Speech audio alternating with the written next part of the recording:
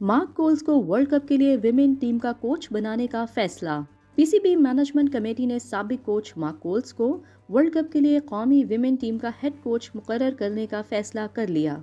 Committee इससे कबल कौमी क्रिकेट टीम के लिए भी गैर मुल्की कोच के तकर्रुर का इंदिया दे चुकी है। नजम सेठी के बतौर सरबराह मैनेजमेंट कमेटी ये दूसरी बड़ी तकर्री है। इससे पहले उन्होंने शाहिद अफरीदी को चीफ सेलेक्टर मुकर्रर करने का ऐलान किया था। न्यूजीलैंड से ताल्लुक रखने वाले मार्क कोल्स इससे पहले सन 2017 से सन 2019 तक कौमी विमेन क्रिकेटर्स के साथ जिम्मेदारियां निभा चुके हैं।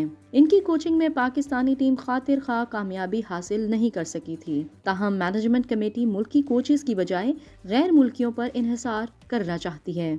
इतलात के मुताबिक पीसीबी हुक्काम ने एक बार फिर इनसे राब्ता करके इन्हें दोबारा पाकिस्तान आकर काम करने पर रजामंद कर लिया है।